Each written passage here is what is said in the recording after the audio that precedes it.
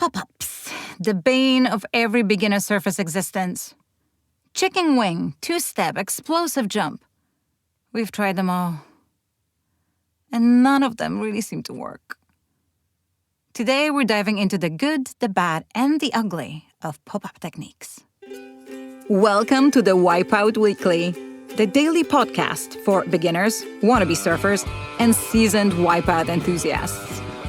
No hype, no filler, just the highs, lows, and honest truth about learning to surf and finding your place in surf culture. I'm your host, Suze Wilson. Let's go out. I was on the beach this week and observed the most bizarre pop-up demonstration ever. I can only assume that person teaching those beginners was not an actual instructor, because it didn't look like any of the pop-up methods I'm familiar with, and I am familiar with a lot. But then again, I never knew some instructors teach the knees on the board first method because they want to guarantee you'll stand up during your first lesson. What terrible damage they must be wreaking on an unsuspecting beginner who will spend years trying to get off their knees. That's me. You already know I'm terrible at descriptions, so all I'm going to say about this infamous pop-up that I've just witnessed is that it ended up with the instructor's feet tangled together at the very end of a surfboard. Sigh. That made me think, what other horrific pop-up habits do we adopt when learning that stall our progress? And that could have been avoided if we were only told about the consequences.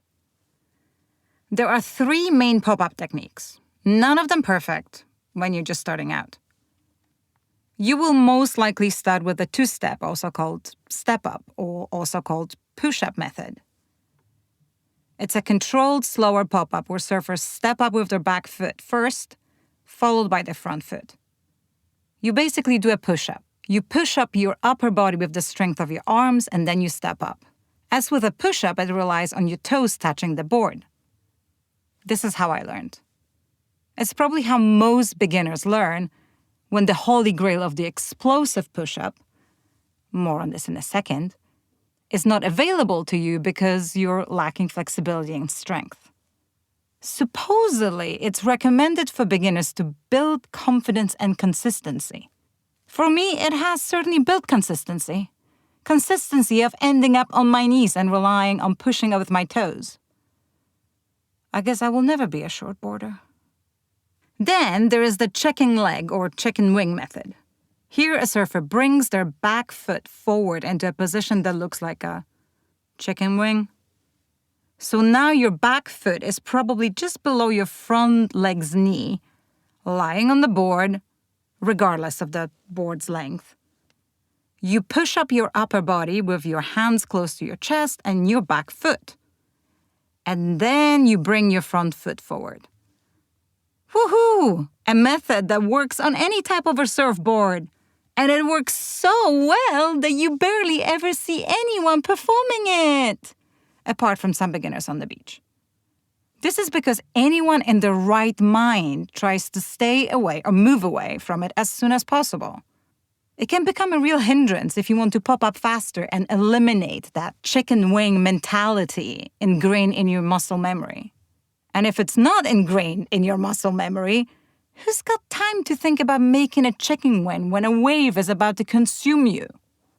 Awesome. 2 pop-up methods and they both suck. Now on to the standard, or explosive, or jump up, or basically pop-up method. I don't even know if you can call the step-up and chicken wing techniques pop-ups, unless there's such a thing as a very slow pop. In this method, there will be no pushing up from your 10 or 5 toes, no siree.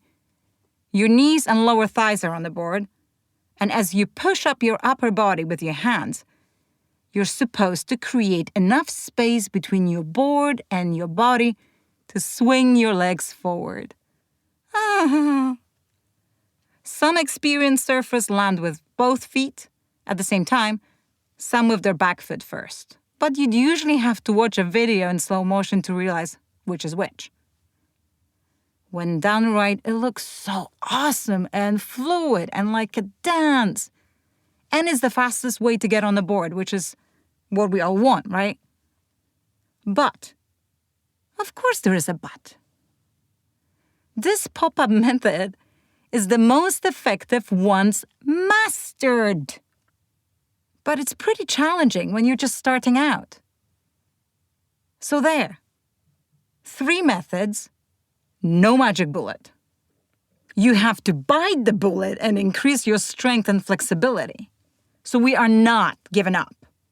Last week we mentioned burpees for days as a way of working out on your upper body strength.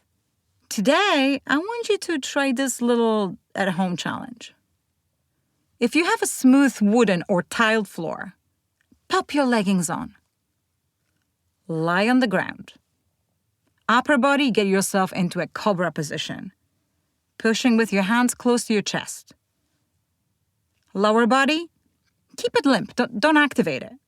And try to slide your lower body very slowly along so your feet eventually end up under you, or as close as you can get them.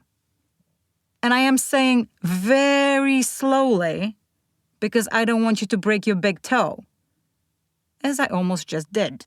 It may not be as useful to you as it was to me, but it did make me feel better that this explosive pop-up is not completely out of my reach. Next week, we'll talk about other ways beyond fitness that can help you in improving your pop-up. And that's all for today.